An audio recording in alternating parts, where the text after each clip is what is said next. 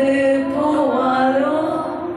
சொன்னதை செய்யாமல் இருப்பாரோ? சொன்னதை மறந்து போவாரோ?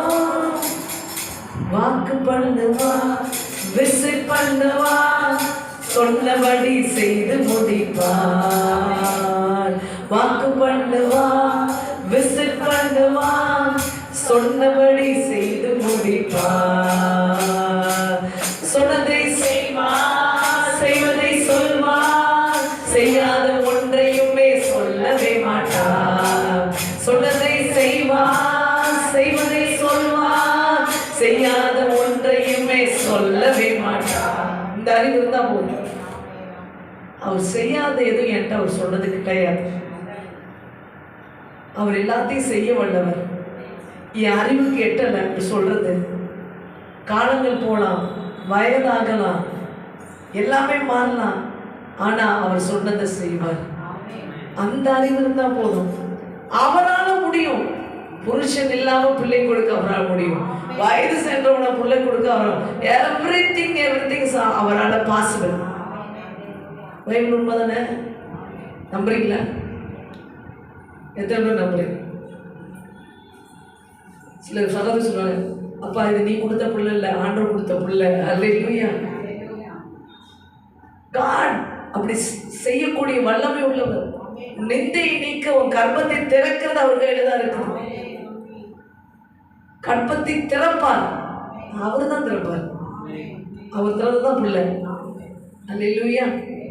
கர்த்தருக்கு ஸ்தோத்திரம், மகிமை உண்டாகட்டும். சரி, முதல் தடையை பார்த்துட்டோம். வாக்குத்தத்தங்களை பெற முடியாமல் இருக்கிறது. ரெண்டாவது மிக முக்கியமான, நல்ல கவனமாக கேளுங்க, எழுதி வைத்துக் கொள்ளுங்க. ஏன்னா இவனை பற்றி தான் உங்களுக்கு தெரியாது, உங்களை பற்றி உங்களுக்கு தெரியும். ஓரளவுக்கு உங்களை பற்றி உங்களுக்கு தெரியும். நீங்கள் எப்படிப்பட்ட ஆள், எதை நம்புவீங்க, எதை நம்ப மாட்டீங்க, எதுக்கு எல்லாம் உங்களை பற்றி ஓரளவுக்கு உங்களுக்கு தெரிஞ்சிருக்கும். ஆனால் உங்களை பற்றி ஒருத்தரை பற்றி உங்களுக்கு சரியாக தெரியாது. அது யாரு? ஆமாம், பிசாசானவன். அவனை நீங்க தெரிந்து கொள்ளுங்க. அவன் எப்படியெல்லாம் தடை செய்வான் என்றால், முதலாவது தேவ வார்த்தையை, தேவன் சொன்ன வார்த்தையின் அதிகாரத்தை எடுத்து கேள்வி கேட்க வைப்பான். அல்லேலூயா. முதல் மரியாதை என்ன கேட்டாங்க? எப்படியா? The authority for God word. சொல்றாரு, உனக்கு ஒரு பிள்ளை பறக்கும். தேவனுடைய வார்த்தை அதிகாரம் உள்ளது, வல்லமை உள்ளது, அப்படிதானே, ஜீவன் உள்ளது. இப்ப என்ன பண்றான்? அந்த அதிகாரத்தை எதிர்த்து கேள்வி கேட்க வைக்கிறேன், அந்த வல்லமையை எதிர்த்து கேள்வி கேட்க வைக்கிறேன். ஸோ சேட்டன் ஃபர்ஸ்ட் என்ன பண்ணா, இது எப்படி ஆகும்? இந்த வல்லமை, அதிகாரம், தேவனுடைய வார்த்தையின் பவர், அதை சந்தேக வைக்கணும். என்ன பண்ண வைக்கிறான்? ஆமா, காடோட பவரை சந்தேகம். அவரால் முடியுமா? இது அவரால் முடியாது. எப்படி முடியும்? உனக்கு அறிவு இல்லை அப்படின்னு சந்தேகிக்க வைக்கிறவன் சேட்டன். ஃபர்ஸ்ட் திங், தேவ வார்த்தையின் அதிகாரத்தை கேள்வி கேட்கும்படி செய்கிறான்.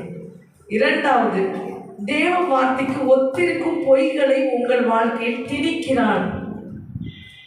ஆதியாகமம் 3 முதல் வசனத்திலிருந்து வாசிப்போம்.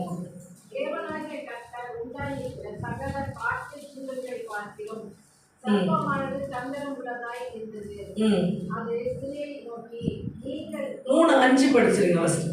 அதுல 5 படிச்சிருங்க.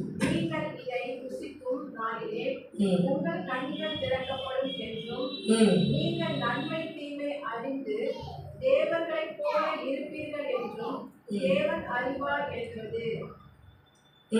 அப்பொழுது விசியானவர் அந்த விருட்சக புசிப்பது புத்தகம் 5 படிச்சிருவோம். இந்த 5 சொல்லிட்டீங்க, நீங்கள் நன்மை தீமை அறிந்து தேவர்களைப் போல இருப்பீங்க. இப்ப இந்த வார்த்தைக்கு எதிராக பாத்தீங்கன்னா 2ஆம் அதிகாரம் 17 ஆண்டவர் என்ன சொல்றாரு, 16 என்ன சொல்றாரு ஆண்டவர் இந்த கனியை குறித்து? தேவனாகிய கர்த்தர் மனுஷனை நோக்கி, தோட்டத்தில் உள்ள சகல விருட்சத்தின் கனியையும் புசிக்கவே புசிக்கலாம். ஆனாலும் நன்மை தீமை அறியத்தக்க விருட்சத்தின் கனியை புசிக்க வேண்டாம். அதை நீ புசிக்கும் நாளிலே சாகவே சாவாய் என்று கட்டளையிட்டார். இவ பாருங்க, ஆண்டவர் ஒரு விஷயம் சொல்றாரு, தெளிவா தான் சொல்றாரு.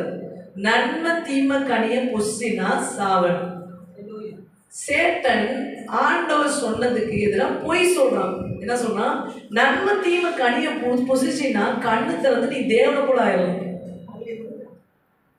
கடவுள் சொன்ன விஷயத்துக்கு நல்லா கவனிங்க, பிசாசோட தந்திரத்துக்கு தெரிஞ்சுக்கோங்க. கடவுள் சொன்ன விஷயத்தையே எடுத்துட்டு வந்து அவன் அந்த பொய்யை கூட்டி பொய்யாக சொல்லுகிறான். இங்கேயும் என்ன செய்யறான்? கடவுள் சொன்னதை நம்ப முடியாதவன். நீங்க பேசாம இருந்த காரியம் நடக்குமா? நடக்காது. நீங்க போய் கொஞ்சம் 2 ஸ்டெப் எடுத்து வைங்க. நீங்க எங்க போங்க, இங்க போங்க, அதை பண்ணுங்க.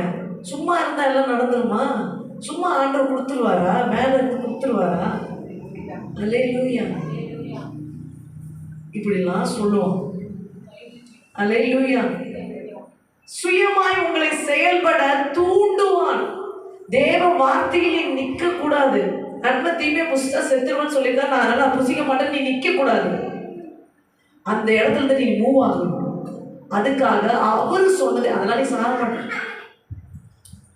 இது சாப்பிட்டீங்கன்னா நீ வேற மாதிரி ஆயிடுவ, அப்படி பொய்களை சொல்லுவான். நீ யார் சொல்றத நம்பணும்? ஆண்டவர் சொல்றத மட்டும்தான் நீ நம்பணும். இடையில வர உலகத்துல இருந்து வர எந்த சத்தத்தையும் நீ நம்பக்கூடாது. தேவனிடத்துல இருந்தே ஒரு சத்தம் வந்துச்சுல, அந்த சத்தத்தை தான் நீ முழுசா பிடிச்சுக்கணும். தேவ சத்தத்தை மிஞ்சி வேறு எந்த சத்தம் வந்தாலும் அதுக்கு நீ இடம் கொடுக்க கூடாது. அது என்ன செய்யுது? இந்த சத்தத்தை யார் கேட்டா? ஏவாள் கேட்டாங்க. கடைசியில் கதை என்ன ஆயிடுச்சு? ஏவாள் தோட்டத்தை விட்டு வெளியேற்றப்பட்டார்கள். தேவனுடைய ஆசீர்வாதத்தை விட்டு வெளியேற்றும்படி, அதான் அவனுடைய திட்டம். சரி, அடுத்ததாங்க இப்ப நான் சொல்றேன். இப்ப ஆண்டவர் பேசினாரு, கேட்டாங்க. சர்ப்பம் பேசுச்சு. ஏன் கேட்டாங்க தெரியுங்களா? சர்ப்பம் வந்து அதெல்லாம் அவங்களுக்குள்ள இருந்தது. சர்ப்பம் பேசுறத ஏன் கேட்டாங்க தெரியுமா? அவன் வந்து உனக்கு ஃபேவரா பேசுற மாதிரி பேசுவான். சர்ப்பம் எப்படி பேசுவான்? ஒத்தி, அதாவது பரிவா, ரொம்ப இப்ப ஒரு வாய்ஸ் வந்து கேட்கக்கூடாத ஒரு வாய்ஸ் அகோரமா இருந்தா ஏவாள் கேட்டிருப்பாங்களா? இனிமையா பேசுவான். வாயில தேனு உள்ள விஷம். நீ தான் கண்டுபிடிச்சிடும். வாயில தேனு உள்ள விஷம். சர்ப்பம் என்ன சொன்ன? நீ எதையும் சாப்பிடக்கூடாதுன்னு சொன்னா எப்படி கேட்டிருக்காம? அந்த 3ஆம் அதிகாரத்தை நல்லா படிச்சுக்கணும். நீங்க சாத்தான அடையாளம் கண்டுபிடிக்கணும்னா வேற எதையும் சாப்பிட வேணாம்னு சொன்னாரா? உங்ககிட்ட அதை செய்யக்கூடாது சொன்னாரா? என்ன செய்யக்கூடாது சொன்னதுதான் செய்ய வைக்கணும். அவன் பிளான் அது. சொன்னாரா? அப்படி பரிவாக தனிவாக உன்னை காது கொடுத்து நயமாக. சில பேர்லாம் பார்த்தீங்கன்னா, என்ன செல்லம் அங்கோ நம்பவே நம்பாதீங்க, மாட்டீங்க நீங்க. இல்லையா? கதை முடிஞ்சிச்சு. அவன் வாயில செல்லம் வாயில தங்க இருக்கும், உள்ள இருக்காது. இல்லையா? சிலர் வந்து செல்லம் தங்க இல்லாம கடுமையா பேசுவாங்க, உள்ள அங்க நல்லா இருக்கும். அல்லேலூயா. வசனம் சொல்லுது, வாயில் தேனும் உள்ள விஷமும் வச்சிருக்கலாம், கவனமா இரு அப்படின்னு. சாத்தானை இடம் கொடுத்தவர்களை குறித்து சொல்லப்பட்டிருக்கு. அல்லேலூயா. அப்ப பணிவா ரொம்ப வசீகரமாக பேசுகிறான் சாத்தான். உன்னை ஈர்க்கும்படி பேசுகிறான். அந்த வார்த்தையை நீ இன்னொன்று அதுல என்ன சொல்லணும்னா, வசீகரமா பேசலாம் அப்படின்னா ஆண்டவரோட வாய்ஸ் எப்படி இருக்கும்னு நீங்க கொஞ்சம் யோசிக்கிறீங்க. நம்ம வாய்ஸ் ஏதோ ஓரளவுக்கு இருக்கு. என் வாய்ஸ் விட்டுருக்கு, கத்தி கத்தியே போயிருக்கு பண்ணி ரொம்ப அப்படியே இனிமையா இருக்கும். இவன் என்ன பண்ணுவானா, ஆண்டவரை போலவே பேச நடிப்பானா. எவனாவது நடிக்கிறான் நீ கண்டுபிடிச்சிட்டா அவன் கூட சர்வம் செயல்படுத்து. ஆமென். அவன் நடிக்கிறான்னு தெரிஞ்சுக்கிட்டீங்கன்னா அவனுக்குள்ள ஸ்பிரிட் செயல்படுது. அல்லேலூயா. ஸோ சர்ப்பம் என்ன பண்ணுது? தேவனை போலவே பேசி நடிச்சு ஏவாளை வஞ்சிக்க பார்க்கிறது. அல்லேலூயா. பிசாசானவன் நடிச்சு அவங்களுக்குள்ள தேவ வாக்குத்தத்தம் ஜீவரிச்சத்தின் கனியை பெறக்கூடாது என்று தடை செய்கிறது. அல்லேலூயா. அப்ப எவன்ட்ட ரொம்ப ஜாக்கிரதையா இருக்கணும், இவன் ரொம்ப ஜாக்கிரதையா இருக்கணும். நடிக்கிறவன்ட்ட ரொம்ப ஜாக்கிரதையா இருக்கணும். அல்லேலூயா. அடுத்ததான்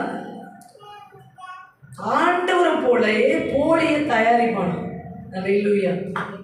இப்போ கோல்டு இருக்குல்ல, கவரிங் இருக்கா, எப்படி கண்டுபிடிக்க முடியும்? கரெக்ட். 916 இருக்காது. ஆனா அதை நீ எடுத்து பக்கத்துல வச்சு கூர்மையா பார்த்து உற்று நோக்கி அப்படிதான் பார்த்தவங்க கண்டுபிடிக்க முடியாது. ஏன்னா பார்க்க கோல்டு மாதிரியே இருக்கு. பிசாசும் அப்படி தேவனை போல தன்னை காண்பிக்க முயற்சிக்கிறவன். எப்படி ட்ரினிட்டி பிதா குமாரன் பரிசுத்த ஆவியானவர் இருக்கிறார்களோ, பிசாசுக்கு ஒரு ராஜ்யம் இருக்கு. அதில் என்ன இருக்கு தெரியுங்களா? என்ன இருக்கு கொஞ்சம் சொல்லுங்க. பிசாசு ஒரு ராஜ்யம் இருக்கு, ஆண்டவர் ஒரு ராஜ்யப்பரர், அவருக்குள்ள இருக்கு பிதா குமாரன் பரிசுத்த ஆவியானவர் திருத்துவத்தில் இருக்காரு. பிசாசு இருக்கா? அவன் எப்படி இருக்கான்? இல்ல திருத்துவம். அவன் ட்ரினிட்டியை ஃபாலோ பண்றான். தெரியுமா உங்களுக்கு? என்ன ட்ரினிட்டி வச்சிருக்கான் அவன்? பெரிய பாம்பு, மிருகம், அந்தி கிறிஸ்து. அல்லேலூயா. 3 பிசாசு தான். அவன் 3 பேர்ல இருக்கு. பெரிய பாம்பு, மிருகம். நீங்க வெளிப்படுத்துற விசேஷம் படிச்சீங்கன்னா தெரியும். மிருகம் தன்னுடைய அதிகாரத்தை, பாம்பு தன்னுடைய அதிகாரத்தை மிருகத்திடம் கொடுத்தது. சரிங்களா? அந்தி கிறிஸ்துனா கள்ள தீர்க்கதரிசிகள். அவனும் ட்ரினிட்டியை ஃபாலோ பண்ணான். ஏன்? கடவுளை போலவே தன்னை காமிக்கிறதுக்கு. ஸோ ஆண்டவர் என்ன சொன்னாரு? நன்மை தீமை கனியை நீ புசிக்கணும். உடனே இவன் சொன்ன நன்மை தீமை கனியை நீ புசி. புசிச்சாதானே இப்படி புசி அப்படியே சொல்றான் பாருங்க. புதுசா ஒரு டெக்னிக்கை கொண்டு வரல. ஆண்டவரை போல தன்னை காண்பிக்க முயற்சிக்கிறான். அல்லேலூயா. ஸோ நீங்க தான் 916 எதுன்னு கண்டுபிடிக்கணும். ஆண்டவர். அப்ப ஆண்டவர் யாருன்னு உனக்கு தெரிஞ்சாதான் நீ கண்டே பிடிக்க முடியும். நீ ஆண்டவரே சரியா அறியலன்னா நீ கவரிங் பின்னாடி போயிடும். பிசாசு ஏவல் போனது போல கர்த்தரை சரியா அறியவில்லை என்றால் பிசாசின் சத்தத்திற்கு செவி கொடுத்து விடுவாய். அல்லேலூயா. கடைசியா ஒண்ணே சொல்றேன். 4 விஷயம் சொல்லியிருக்கேன். சாத்தான் எப்படி தடைகளை உங்கள் வாழ்க்கையில் உண்டு பண்ணுகிறான். சரி, இதுக்கு நான் இதெல்லாம் சொன்னேன். உங்களுக்கு நிறைய எக்ஸாம்பிள் சரியா கொடுக்கலன்னு நினைக்கிறேன். அதனால நான் சொல்றேன். இப்படி சொல்லலாம். ஆண்டவர் ஒரு வேலை உனக்கு கிடைக்கும் என்று சொல்லிவிட்டார். அந்த வேலை இவ்வளோ சம்பளம்னு சொல்லிட்டாரு. நீயும் அந்த வேலைக்கு போகலாம் புறப்பட்டு இருக்க. அந்த வேலைக்கு போனால் நீ அநேக அற்புதங்களை பெறப்போகிறாய், உயரப்போகிறாய் என்று தெரிந்தவுடனே சேட்டன் ஒரு வேலையை போட்டு உங்களுக்கு கொடுப்பான். அதே மாதிரி நீ கேட்ட கம்ப்யூட்டர் ஒர்க்கு, நீ கேட்ட ஏசியை, நீ என்னென்ன கேட்டியோ அது போலயே ஒரு விஷயத்தை கொடுப்பான். ஆனால் கடவுள் சொன்ன இடத்துல தவிர வேற இடத்துல கொடுப்பான். நீ அதை நம்பி போன நடுவில் இருக்கும். நீ இப்போ கடவுள் சொன்னதும் அதுவும் ஒரே மாதிரி இருக்கிற மாதிரியே இருக்கும். ஆனால் ஒரு இடம் மிஸ் ஆகிருக்கும். அல்லேலூயா. அதை நீ தான் கண்டுகொள்ள வேண்டும். இவங்களே சகோதரி நல்லா மண்டை ஆட்டம்தான் நான் சொல்கிறேன். இங்கேயும் அதே வேலை தான், அங்கேயும் அதே வேலை தான். திருச்சியிலையும் ஒரே வேலை தான், சென்னையிலையும் ஒரே வேலை தான். இங்கேயும் அதே ஏசி தான், அங்கேயும் அதே ஏசி தான். ஆனால் எங்கே இருக்கணும்னு கடவுள் சொன்னாரோ அங்கே வந்த பிறகு கனம் வந்தது, அங்கே வந்த பிறகு குடும்பம் சீரமைக்கப்பட்டது, அங்கே வந்த பிறகு எல்லாம் செட்டில் ஆச்சு. ஆனால் அதை விட்டு வேற இடத்துக்கு போகும்போது எல்லாம் தலைகீழாய் மாறினது. அல்லேலூயா. இப்போ ரெண்டு ஒன்று தானே. அப்ப கொஞ்சம் மாறி இருக்குது பாருங்க. அந்த கொஞ்சம் மாறினதான் நீ தெரிஞ்சிருக்கணும். என்ன மாறினது? கடவுள் இங்கதானே அவனை உயர்த்துவேன்னு சொன்னாரு. அந்த இடம் மாறிடுச்சு, இடம் மாறிடுச்சு. அப்படியே சந்திரன் இங்கதான் உயர்த்துமா, எங்க வேணாமா கடவுள் உயர்த்துவாரு, எங்க வேணாமா செய்வாரு. அங்கேயும் இதே தானே. நீ கேட்ட மாதிரி தானே அங்கேயும் இருக்கு, நீ கேட்ட மாதிரி தானே நடக்குது, கேட்ட மாதிரி தானே இருக்குது எல்லாமே. அப்ப அங்க போய் செஞ்சா என்ன? அல்லேலூயா. இதான் சிறந்த உதாரணம். உங்களுக்கு நல்லா கேட்டிருக்கீங்கன்னா புரியும் உங்களுக்கு. ஸோ அதே மாதிரி தேவன் என்ன செய்யணும்? அதே மாதிரி கொண்டு வந்து அவருடைய திட்டத்திலும் எல்லையிலிருந்து உன்னை விலக்கி தெளிவா கவனமாக இருக்க வேண்டும். தேவன் உனக்கு சொல்ல வார்த்தைகள். கடைசியாக ஒரு விஷயத்தை நான் சொல்லுறேன். பிசாசானவன் நேர் வழியை உனக்கு காட்ட மாட்டான், குறுக்கு வழியை காட்டுவான். யோவான் 10 என்ன சொல்லுது? நல்ல மேய்ப்பன் தன்னுடைய ஆடுகளை நேர் வழியை நடத்துகிறாரு. படிக்கலாமா? யோவான் 10 1வது வசனத்துல இருந்து. மெய்யாகவே நான் உங்களுக்கு சொல்கிறேன், ஆட்டு தொழுவத்திற்குள் வாசல் வழியாய் பிரவேசியாமல் வேறு வழியாய் ஏறுகிறவர் கொள்ளைக்காரனுமாய் இருக்கிறார். வாசல் வழியாய் பிரவேசிக்கிறவனோ ஆடுகளின் மேய்ப்பனாய் இருக்கிறார். அவனுக்கு ஆடுகளும் அவன் சத்தத்துக்கு செவி கொடுக்கிறது. அவன் தன்னுடைய ஆடுகளை பேர் சொல்லி கூப்பிட்டு அவைகளை வெளியே நடத்தி கொண்டு போகிறான். அவன் தன்னுடைய ஆடுகளை வெளியே விட்ட பின்பு அவைகளுக்கு முன்பாக நடந்து போகிறான். ஆடுகள் அவன் சத்தத்தை அறிந்திருந்தபடியினால் அவனுக்கு பின் செல்கிறது. அந்நியனுடைய சத்தத்தை அறியாதபடியினால் அவைகள் அந்நியனுக்கு பின் செல்லாமல் அவனை என்றார். ஹல்லேலூயா. இன்னும் படிச்சுட்டே பார்த்தீங்கன்னா என்ன சொல்றாரு ஆண்டவர்? ஆட்டு தொழுவத்திற்குள் வாசல் வழியாய் பிரவேசியாமல் வேறு வழியாக இருக்கிறவன் கொள்ளை. இது ஒரு ஆட்டு தொழுவம், நீங்கள் தேவனுடைய ஆடுகள். இந்த ஆட்டு தொழுவத்துல பின்னாடி இருந்து வேலை பார்க்குறவன் அப்படின்னா முக்கியமா எனக்கு எதிராக பேசுவான். ஹல்லேலூயா. ரெண்டாவது என்ன சொல்லுவான்? நீ எப்படி தெரிஞ்சுக்கணும்னா, நான் சொல்றத உன் மைப்பட்ட சொல்லாதான் சொல்லுவான் ஃபர்ஸ்ட். சரிங்களா? இப்போ உங்கள்கிட்ட யாராவது பேசலாம், நான் சொல்றது அவங்கள்ட்ட மட்டும் சொல்லிடாதீங்கன்னு சொல்றானா அவன் தான் உனக்கு பிரச்சனையே. அல்லேலூயா. இது அவன்கிட்ட சொல்லிடாத, இவன்கிட்ட சொல்லிடாத. மிக முக்கியமாக தலைமைத்துவ அதிகாரத்தை எதிர்த்து செயல்படுவான். ஸோ மெய்ப்பன் அவனை எதிர்த்து சொல்ல வேண்டாம்னு எவன் சொல்றானோ அவனுக்குள்ள சேட்டை வேலை செய்யறான். அல்லேலூயா. ஏன்னா மெய்ப்பன் என்ன பண்றான்? தன் மந்தையின் ஆடுகளை நேர்வழியை நடத்துறான். அவனுக்கு இந்த திருட்டு வேலை தேவையில்லை. அல்லேலூயா. இது ரொம்ப கவனமா நீங்க தெரிஞ்சு கொள்ள வேண்டியது. இங்க மட்டும் இல்லை, உங்க ரிலேஷன்ஷிப்ல இருந்து யாராவது இதை யார்கிட்டையும் சொல்லாத, உன் அம்மாட்ட சொல்லாத, உன் அப்பாட்ட சொல்லாத, உன் கூட பிறந்தவர் சொல்லாதன்னா உன்னை குழியில தள்ள போறான்னு அர்த்தம். கண்டிப்பாங்க, ரொம்ப ஜாக்கிரதையா இருக்கு. எவன் ஒருவன் வெளிப்படையாக இருக்கிறானோ அவன் என்றைக்குமே பிரச்சனை கிடையாது உனக்கு. ஏன்னா அவன் சொல்றது திருட்டு வேலை, அதனால தான் வெளில சொல்லாதான். நீ வெளில சொல்லு தாராளமா அப்படின்றவன் என்ன பண்ண? திருடன் என்ன பண்ணுவான் சொல்லுங்க? ஆமா, அவன் அழிக்கவும் திருடம் கொல்லவும் வரான். அதனால என்ன பண்ணுவான்? அவன் வேலையை யாருக்கும் தெரியாம தான் செய்யணும்னு நினைப்பான். ஆனா மெய்ப்பன் யாருக்கும் தெரியாம வேலை செய்யறதில்ல. நீ இந்த பக்கம் போ, அந்த பக்கம் போ, நேரம் நடத்தலாம். அல்லேலூயா. ஸோ நீங்கள் கவனமாக இருக்க வேண்டும். முதலாவது, இந்த தலைமைத்துவத்துக்கு எதிராக பேசுகிறவர்களை குறித்து நீங்கள் ரொம்ப கவனமாக இருக்கணும். பிசாசு என்ன பண்ணான்? ஆண்டவருக்கு எதிராக பேசினா இல்லையா? அவர் தலைவர் தானே. ஏதேன் தோட்டத்தின் தலைவர் யாரு? இயேசு ராஜா. ஆமென். அவருடைய பிள்ளைகள் ஆதாம் ஏவாள். ஆனா பிசாசு என்ன பண்ணான்? தலைமைத்துவத்துக்கு எதிராக பேசினான். ஆமென். அவருடைய அரவணைப்பில் இருக்கிறவர்களுக்கு எதிராக பேசுறாங்க, தெய்வத்தை எதிர்த்து பேசுறாங்க. ஸோ அப்போ நீங்கள் கண்டுபிடிச்சிக்கலாம், தலைமையின் அதிகாரத்தை எதிர்த்து, தேவ வார்த்தையை எதிர்த்து, அவருடைய அதிகாரமுள்ள வார்த்தையை எதிர்த்து சந்தேகிக்க வைத்து அதை பேசுகிறான் என்றால் அவனுக்குள் சாத்தான் செயல்படுகிறான். ரெண்டாவது, பிசாசு என்ன பண்றான், குறுக்கு வழியில, பின்ன வழியில, கொள்ளைப்புறமாக அப்படின்னு சொல்லப்பட்டிருக்கு, அப்படிதானே? அவன் என்ன பண்றான், வேறு வழியா ஏறுகிறவன் கள்ளனும் கொள்ளைக்காரனும். நேர் வழியா வராம வேறு வழியா வராம எப்படி இருக்கான், கொள்ளைக்காரன். அவன் என்ன பண்றான், புறம் கூறுகிறான்.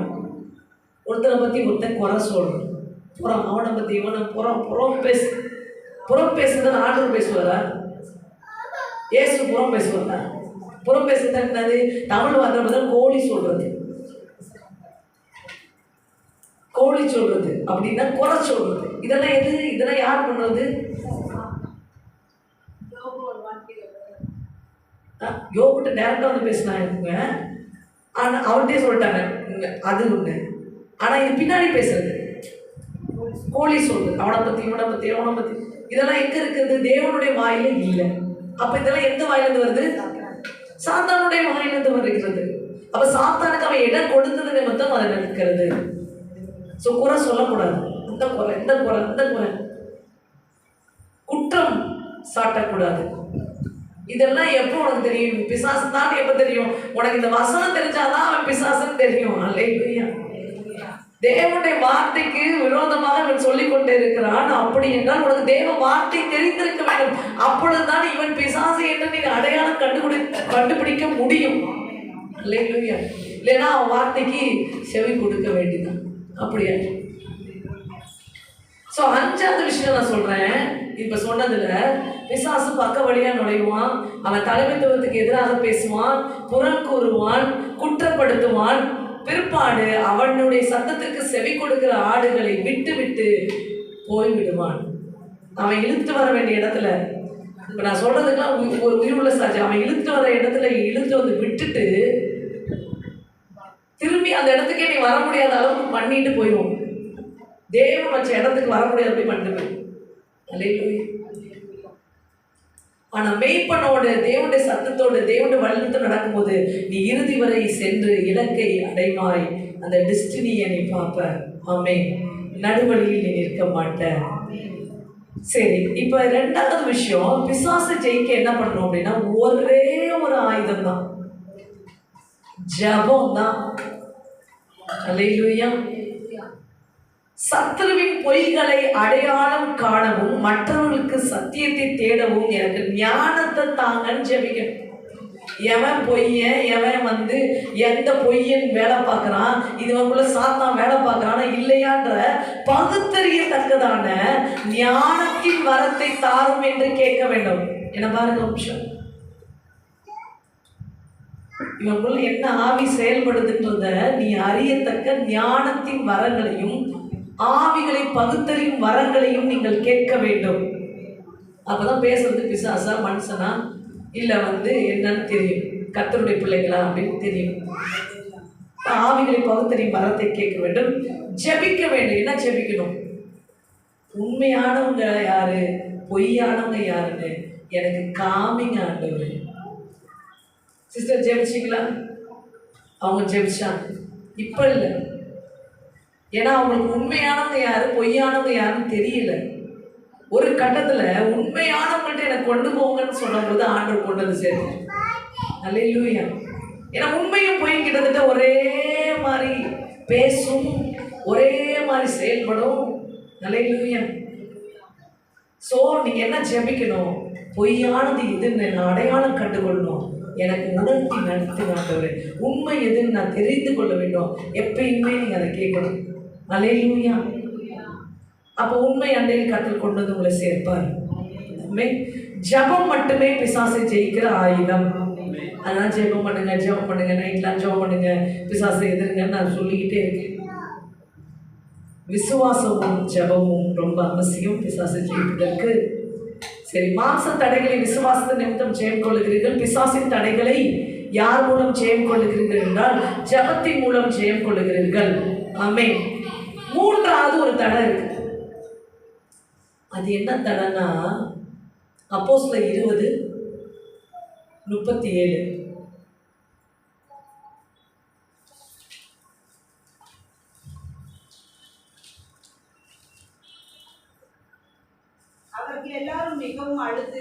என் முகத்தை நீங்கள் இனி பார்க்க மாட்டீர்கள் என்று அவன் சொன்ன வார்த்தையை குறித்து அதிகமாய் துக்கப்பட்டு பவுலின் கழுத்தை கட்டிக்கொண்டு அவனை முத்தம் செய்து கப்பல் வரைக்கும் அவனோட கூட போனார்கள். அல்லேலூயா. இப்ப பவுல் சொல்றாரு, நான் சாக போறேன், ரோமுக்கு போறேன், மினிஸ்ட்ரி எல்லாம் ஃபினிஷ் ஆகுது. மக்கள்கிட்ட சொல்றாரு, நான் ரோமுக்கு போறேன், அங்க போயிட்டு நான் திரும்பி உங்க முகத்தை இனிமே என் முகத்தை இனிமே நீங்க பார்க்க மாட்டீங்க அப்படின்றது. உடனே இந்த டீம் ஆஃப் பீப்புள் இருக்காங்கல்ல, ஒரே கத்தி கூப்பாடு, அழுக, கண்ணீர் கட்டி குடிச்சு அழுது உடனே பவுல் என்ன சொல்ற, 21 அப்போஸ்தலர் 21:13 படி. அதற்கு பவுல், நீங்கள் அழுது என் இருதயத்தை ஏன் உடைத்து போக பண்ணுகிறீர்கள்? எருசலேமில் நான் கர்த்தராகிய இயேசுவின் நாமத்திற்காக கட்டப்படுவதற்கு மாத்திரமல்ல, மரிப்பதற்கும் ஆயத்தமாயிருக்கிறேன் என்றான். ஹல்லேலூயா. இப்ப இந்த உலகம் என்ன பண்ணுது? எமோஷனலா உன்னை லாக் பண்ணுது. கவனமா கவனிங்க. உலகம் என்ன பண்ணுது? எமோஷனலா உன்னை லாக் பண்ணுது. சரிங்களா? பவுல எமோஷனல் லாக் பண்ணுது. பவுல் ரோமுக்கு போய் அவர் ஜேர்னியை முடிக்கணும். ஆனா அவர் வழி நடத்தின மக்கள் அழுது பவுலுடைய இருதயத்தை உடைக்கிறாங்க. அல்லேலூயா. எமோஷனல். உலகம் என்ன பண்ணுது? உன்னுடைய உணர்ச்சிகளில் கையாளுது. கூட இருக்க உறவுகள் உன் உணர்ச்சி வசப்பட்டு உணர்வுகளில் உன்னை தள்ளுகிறது. அல்லேலூயா. எத்தனை பேர் இருக்கிறீங்க? உலகத்தில் இருக்க மனிதர்கள் தேவன் உனக்கு வச்ச வாக்குத்தத்தத்தை நீ அடைய முடியாதபடி உன்னை உணர்ச்சிகளில் தள்ளுகிறார்கள். எமோஷனலா உன்னை லாக் பண்றாங்க. அல்லேலூயா. எத்தனை பேர் இருக்கீங்க? ஆமா, emotional words, that is man, not Satan. அவன் மனிதன் தான், அவனுடைய உணர்வுகளால் உன்னை கட்டி வைக்க பார்க்கிறான். அவனுடைய ஆசைகளால் உன்னை கட்டி வைக்க பார்க்கிறான். அல்லேலூயா. அவனுடைய சிந்தனைகள், இவன் போயிட்டா நம்ம எப்படி பொழைக்கிறது, அதனால இவன் நம்ம பிடிச்சி வச்சுப்போம். அல்லேலூயா. இது யார் பண்ணா? பேதுரு. ஏசுகிட்ட சொல்றாரு, இங்கே 3 கோணம் போட்டு உட்காந்துருவாண்டவே, சூப்பரா இருக்கு பிளேஸ், ஆசை ரொம்ப மகிமையா இருக்கு, பிரசங்கம் அந்த மாதிரி ஒரு இடத்த பார்க்கல, என்னையே மறந்து ஐயோ பரலோகத்தை உலகத்துல பாக்குறேனே, நம்ம இங்கேயே உட்காந்துருவோம். எதுக்கு இவங்கள்ட்ட போயிட்டு நம்ம சொல்லிக்கிட்டு அவங்க நம்மளை கல்ல அடிச்சுக்கிட்டு நம்ம சாட்டையில அடிச்சுக்கிட்டு திட்டிக்கிட்டு, எதுக்கு ஆண்டவரே, பேசாம இங்கே கூட நம்ம போட்டு உட்காந்துடலாம். சூப்பரா இருக்கு நம்மளோட பிளேஸ். அல்லேலூயா. ஆசை. அல்லேலூயா. ஆசை, உணர்ச்சிகள். அடுத்தது சிந்தனைகள் என்ன பண்றாங்க? இவன் நம்ம கூட இருந்தா நமக்கு வெற்றி, இல்லைன்னா இவன் பாட்டு இவன் கடவுள் கூப்பிடான்னு போயிட்டா நம்ம என்ன ஆகுறது? அதனால இவனை எப்படியாவது நம்ம பேசினாச்சு, நம்ம எப்படியாவது பேசி பேசி பேசி பேசி இவனை நிறுத்திடும். அல்லேலூயா. இது உலகத்தினால் உண்டாகிற தடை. இதை எப்படி மேற்கொள்ளணுன்றது தான் முக்கியமா. காது நல்லா திறந்து, இருதயத்தை நல்லா திறந்து கேட்கணும். பவுல் எப்படி மேற்கொண்டார்? இயேசு எப்படி மேற்கொண்டார்? இந்த உணர்ச்சி வசங்கள், அதாவது எப்படி சொல்ற எமோஷனல் சார். முதல் விஷயம் பாருங்க, பவுல் என்ன சொல்றாரு? எருசலேமில், அப்போஸ்தலர் 21:11, எருசலேமில் நான் கர்த்தராகிய இயேசுவின் நாமத்திற்கு கட்டப்படுவதற்காக மாத்திரமல்ல, மரிப்பதற்கும் ஆயத்தமாக இருக்கிறேன். இந்த எமோஷனல் லாக்கிங்க, உலகம் கொடுக்கிற எமோஷனல் உணர்ச்சிகளை தாண்டி நீ நடக்க வேண்டுமானால் உன் அர்ப்பணிப்பை சரியாக தேவனுக்கு நீ கொடுக்க வேண்டும். ஆமென். முதல்ல விசுவாசத்துல ஜெயிக்கணும், 2வது ஜெபத்துல ஜெயிக்கணும், 3வது உலகத்தை ஜெயிக்க வேண்டும் என்றால் நீ சரியாக தேவனுக்கு உன்னை அர்ப்பணித்திருக்க வேண்டும். ஆமென். உன்னுடைய அர்ப்பணிப்பு முழுமையாக இருக்க வேண்டும். இயேசு சொல்றாரு, அப்பாலே போ சாத்தானே, நான் செய்ய வந்தது வேற, என் அர்ப்பணிப்பு வேற. நான் உலகத்தை மீட்பதற்காக வந்தேன். என் அர்ப்பணிப்பில் நான் சரியாக இருக்க வேண்டும். உன்னுடைய எமோஷனலுக்கு நான் இடம் கொடுக்க மாட்டேன். என் அர்ப்பணிப்பு தேவனோடு இருக்கிறது. ஆமென். ஸோ உலகத்தை நீங்கள் ஜெயிக்க மிக முக்கியமாக அர்ப்பணிப்பு, உலகத்தில் இருக்கிற அந்த உணர்வுகளையும் உணர்ச்சிகளையும் ஆசைகளையும் சிந்தனைகளையும் அவர்களுடைய எண்ணங்களிலும் நீங்கள் ஜெயிக்க தேவனோடு அர்ப்பணிப்பு சரியாக இருக்க வேண்டும். ஆமே. நான் கர்த்தருக்கு நன்றி சொல்றேன்.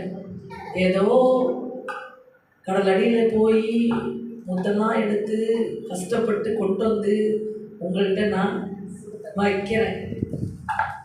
ஆனால் ஒவ்வொருத்தரும் எப்படி எடுத்துக்கிறீங்களோ அதை பொறுத்து உங்கள் வாழ்வு மாறும். உங்கள் வாழ்வின் மறுரூபத்தை காணுவீர்கள். இது ஏதோ கீழே கடந்து பொறுக்கி வந்ததல்ல, தேவனுடைய இருதயத்திலிருந்து எடுத்து வருது. அல்லேலூயா. தேவனுடைய இருதயத்தில் இருக்கிறதை எடுத்து வந்து உங்கள்கிட்ட கொடுத்து கொண்டே இருக்கிறோம். இது முத்துக்கள் என்பதை உணர்ந்து உங்கள் வாழ்வில் வாக்குத்தத்தங்கள் நிறைவேறாமல் போனதற்கு தேவன் காரணம் அல்ல. 3 தடைகளை நீங்கள் உடைத்து வெளியே வர வேண்டும். முதல் தடை மாம்சம், 2வது தடை பிசாசு, 3வது தடை உலகம். இதை நீங்கள் தேவனுடைய ஒத்தாசையோடு உடைத்து நீங்கள் வரும்போது வெற்றி வாழ்வையும் வாக்குத்தத்தங்களின் நிறைவையும் காணுவீர்கள் என்பதை உங்களுக்கு நான் தெரியப்படுத்துகிறேன். முதல் விஷயம் மாம்சம், அது விசுவாசிக்க முடியாதபடி தடை செய்கிறது. 2வது விஷயம் சாத்தான், அவன் வஞ்சிக்கிறவனாயிருக்கிறான். அவனை ஜெபத்தில் ஜெயமெடுங்கள், ஞானத்தினால் ஜெயமெடுங்கள், தேவ ஞானத்தினால் ஜெயமெடுங்கள். 3வது உலகம் உங்களை உணர்ச்சிகளில் கீழே தள்ள முயற்சிக்கிறது. உங்கள் அர்ப்பணிப்பினால் ஜெயமெடுங்கள். ஆமென். அப்பொழுது வாக்குத்தத்தங்கள் உங்கள் வாழ்க்கையில் நிறைவாகும். அதை நீங்கள் பெற்றுக்கொள்வீர்கள். ஆமென். கண்களை மூடி நாம் ஜெபிக்கலாம். நன்றி இயேசுவே, ஸ்தோத்திரிக்கிறோம். Thank you Lord. உமது கரத்தில்